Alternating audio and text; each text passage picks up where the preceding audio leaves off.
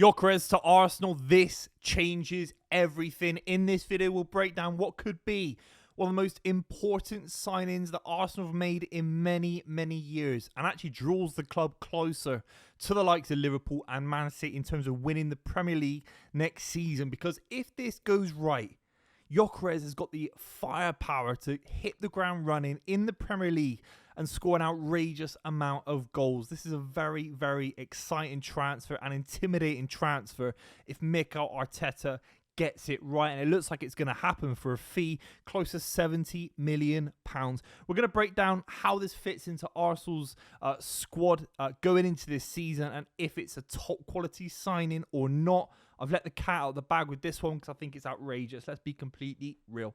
The details of the transfer consist of a long-range contract and again, £70 million.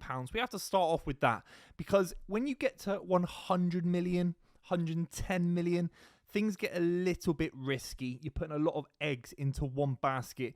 And I think Lisbon maybe didn't have the interest that they were expecting in terms of that fee that I think at points at the start of this summer, maybe at points last year as well, in and around that £100 million mark where it never quite materialised. I think Man United were having a look. Chelsea were certainly having a look. Other clubs in and around Italy as well. But they're never going to pay £100 million for a striker from the Portuguese league. I think there is a limit to that. I think maybe certain clubs have looked at maybe Darwin Núñez at Liverpool as an example, where when you go to the 85, 90, 100 million pound mark, it can go a little bit awry. You're never quite sure from the Portuguese league. But Gyökeres' numbers are outstanding on an international level, on a Champions League level as well. This isn't a joke striker. It's not the best league in the world, but Lisbon last season, particularly when you think about their performance against Man City in the Champions League, played very well, obviously under Ruben Amorim as well, and Viktor Gyökeres was a massive part of that. Actually got a hat-trick against Man City last season. People forget that. Obviously early on in the Champions League campaign, but still scoring a hat-trick against Man City in Europe, that is some sort of evidence that this guy could cut it in the Premier League and do very, very well. What I like is a player that can... Look, Sweden aren't the biggest country in the world in terms of footballing country, but we're talking 15 goals and 26 for Sweden, so you can score on an international stage. Then you're looking at his record for Lisbon, over 100 appearances, 102 appearances for Lisbon, 97 goals. And then last season, more goals than actual appearances for Lisbon, 54 goals in 52 appearances. These are the kind of numbers where you think he's actually ramping up, he's getting better. The amount of quality goals that he's scoring. When I've seen Viktor Gyökeres play, he is improving massively as a footballer. And sometimes we talk about his time at Coventry, we talk about his time at the lower leagues, and maybe sometimes a striker, it doesn't always hit the scene when they're Mbappe at Monaco at 17 or Erling Haaland when he was at Salzburg at 17. Sometimes a striker matures a little bit later on in their career. At 27 years old, he's still got 4, 5, 6 years to hit it at a top level for Arsenal. But it does look like the kind of player that is ramping up into his prime years with those kind of numbers. And Arsenal have to look at the likes of Ian Wright, an absolute legend of the football club. But he came to Arsenal right at the end of his 20s and he still did unbelievable things for them as well. So you can't always sign someone who's 20, 21 and is a prodigious talent in that regard. 27 is still a fantastic age and it shouldn't really be talked about as a factor in this transfer. I still think he's got an unbelievable amount of time to influence things for Arsenal, and I think he will. It's absolutely outstanding. We have to talk about the contract, the transfer in the context of other football clubs that want him as well, because you can look at Man United when they signed Van Persie, taken away from Man City. You can look at big moves that stop the likes of maybe Van Dijk going to Man City when Liverpool signed him as well. Viktor Gyökeres linked with Ruben Amorim and Manchester United, linked with Chelsea, linked with Juventus. Arsenal signing him strengthens their position against the likes of Chelsea in particular, who are definitely top 4 rivals next season. So that's a little thing to talk about as well. His numbers in an Arsenal side that are going to have a lot of the ball now to Martin Zubimendi. I did a video on him just a minute ago, so make sure you check that out. But Martin Zubimendi, I would theorise will give Arsenal a lot more control possession in big moments this season. I think it means that Odegaard is going to play a little bit higher up the pitch. I think Declan Rice is going to play a little bit higher up the pitch, feeding balls into Gyökeres. And Gyökeres is an instinctive striker.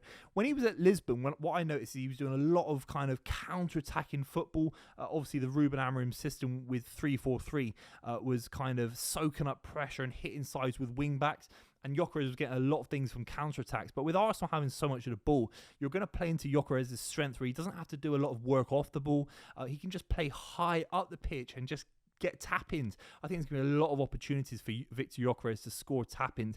The amount of chances that Arsenal create season in, season out, and they've never really had that natural striker for many years, really, to tap them away.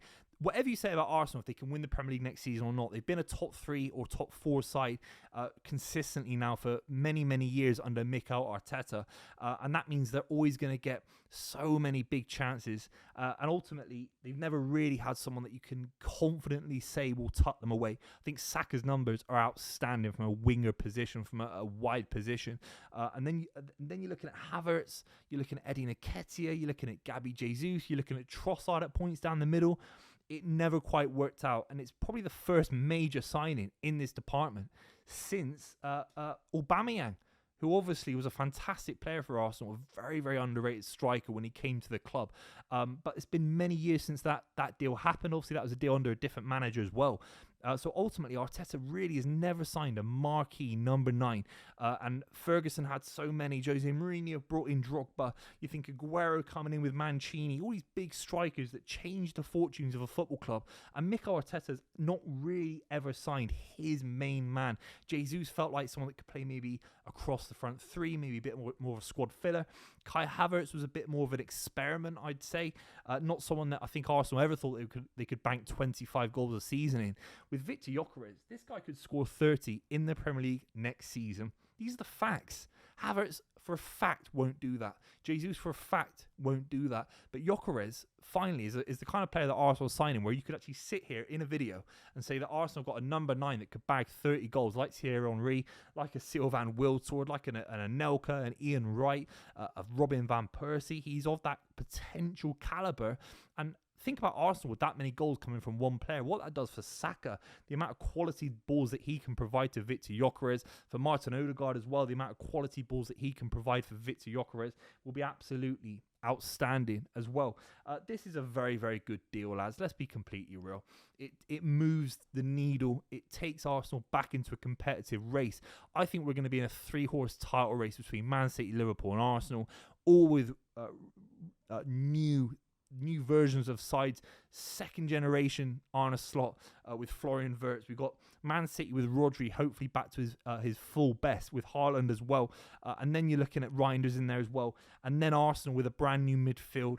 Then you're talking about Arsenal with a brand new number 9. This could be one of the great Premier League title races we've seen in many, many years.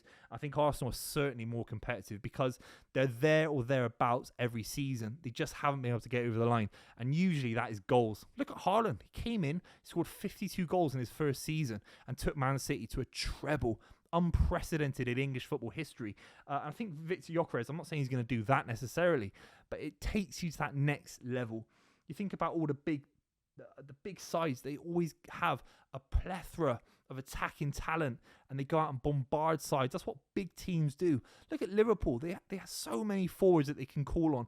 City at points had 3 or 4 different strikers that they could call on. Manchester United with Ferguson at points had Tevez, Rooney, Ronaldo, Berbatov. It's not easy to do that in today's market, particularly with PSR and how expensive footballers are. But Arsenal need Havertz and Gyökeres. That looks healthy. Madueke and Martinelli, Saka and maybe someone else, or Ethan Nwaneri. And suddenly that is a devastating front 3 sort of option. I think Gyökeres is a 10 out of 10 signing. And let's be completely real. I saw a great tweet about this. Arsenal fans pretending to like Sesko, because I was probably going to have to pretend to like Sesko, not to be looking too biased or too negative. But Sesko for me didn't quite fit the mould. But I think Gyökeres, an instinctive striker with pace, who's hungry, who wants to join Arsenal. It's a good transfer. It's a very good transfer. Leave your comments down below. Let me know what you think. Make sure you subscribe to the channel if you made it this far. And I'll see you very, very soon.